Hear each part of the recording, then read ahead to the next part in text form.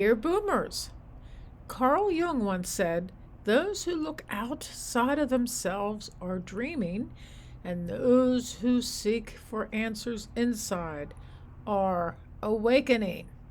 So imagine this scene of people running around and shopping and flying in airplanes and going here and going there, climbing mountains, attending glamorous events, and contrast this with a tranquil nature scene with people meditating together, walking alone in nature.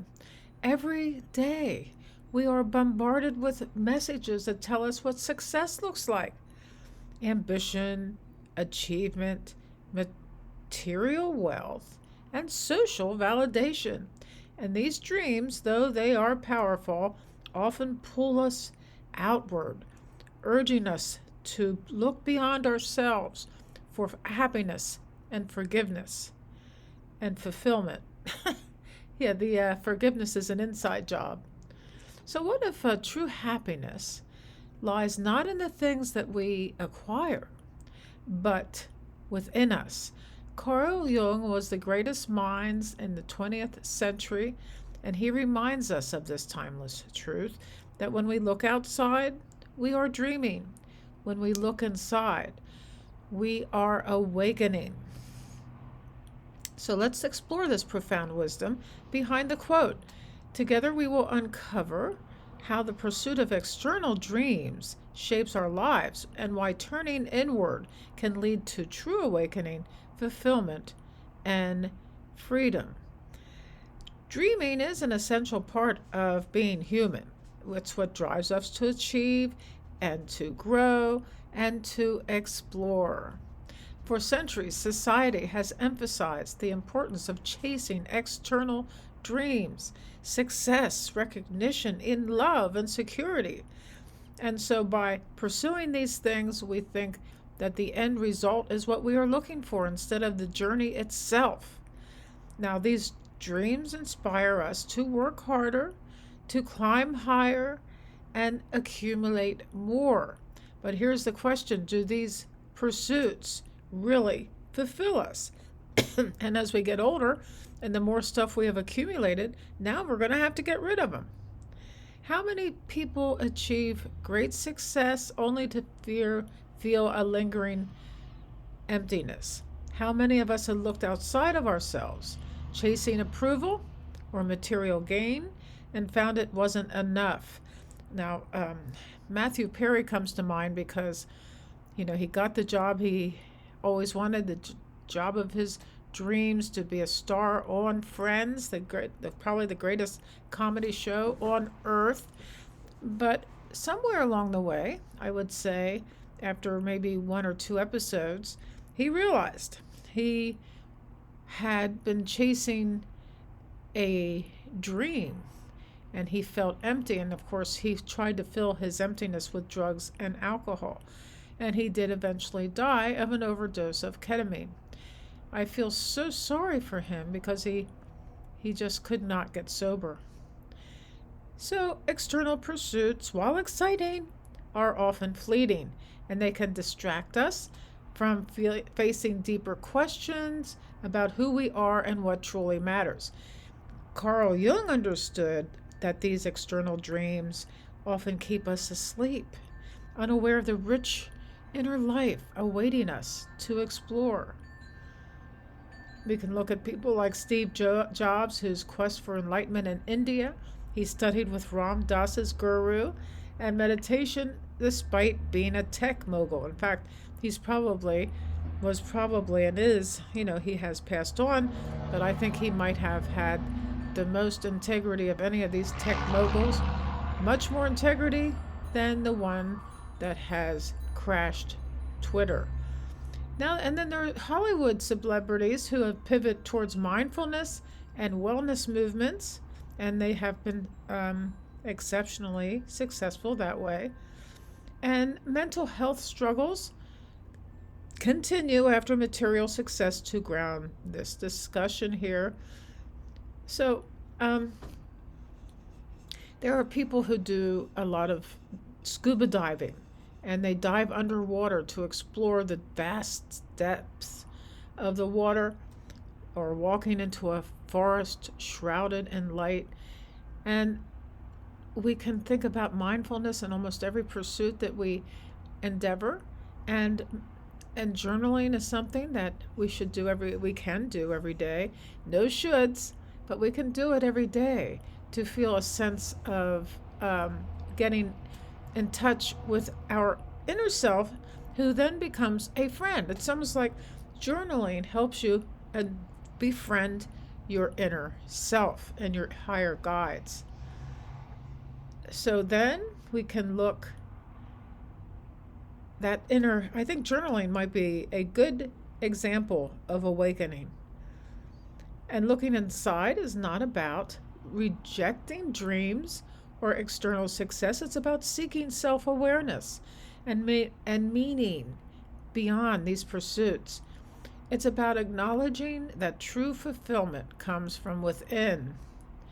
Jung's teachings encourage us to face ourselves honestly. He believed that awakening required us to confront our shadow selves, the parts of the self that we hide, deny, or suppress. And by acknowledging our fears, our insecurities, and past wounds, we awaken to a fuller sense of who we are. We embrace the whole self. And we have discussed meditation quite frequently.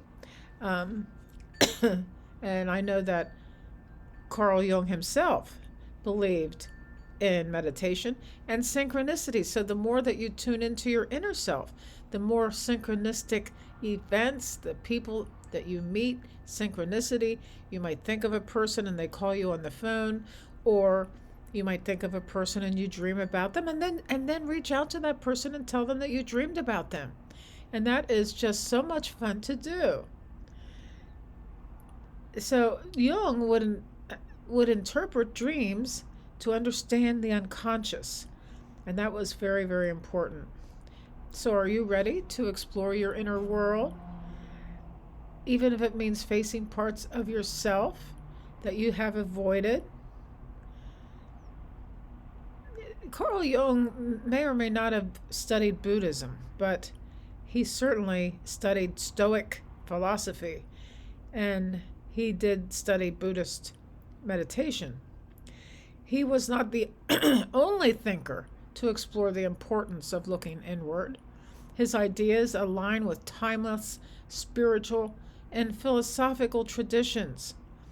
Buddhism teaches mindfulness and detachment from external desires, emphasizing that awakening that comes from within. Stoicism encourages us to focus on what we can control, our inner thoughts and our actions, rather than external events. Even modern neuroscience shows us that happiness and peace are cultivated internally through practices like gratitude and self-compassion. Each of these traditions point to the same truth, that awakening begins when we stop looking for answers outside of ourselves and turn inwardly to explore the vast, uncharted territory within. So that is interesting, because the last frontier is the inner world. And by going into space and going to the moon and going to Mars and blah, blah, blah, that's really not doing anything for your inner world. Transformation occurs after, say, a good journaling session or a good meditation session, and then you feel lighter and you feel freer. You feel free. Awakening may include abstract, amorphous concepts that are not really understood until you experience it yourself. So, self-reflection. Now, this is a good time to reflect reflection at the end of any year, and here we are at the end of this year. So, self-reflection. contemplation, trying to connect the dots as to who you were and what you wish to become, and think about what it feels like to remember these things. If you are lucky enough to have journaled all year long, you have the key to your inner, the lock that unlocks your psyche. So, you might need to find a coach or a therapist to help you explore the unconscious. Dream groups where you write down your dreams, you meet with your group, and you share your dreams. There's nothing more wonderful than that. We have done that off and on for the last 60 years. And of course, connecting with nature.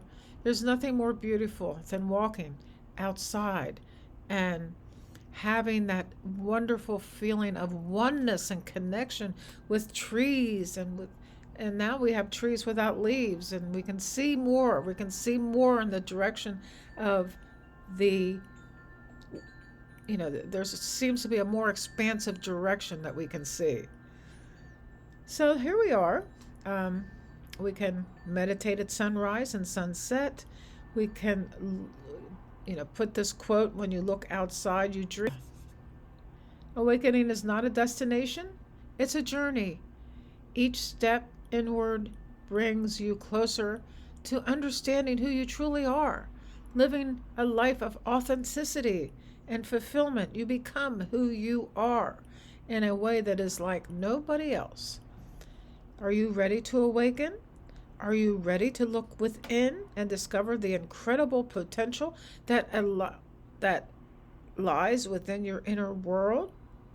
So there's going to be a video that shows up here. Please like and comment. Let me know what you think of this. Awakening from within is what we could do in the new year. We don't have to have too many goals.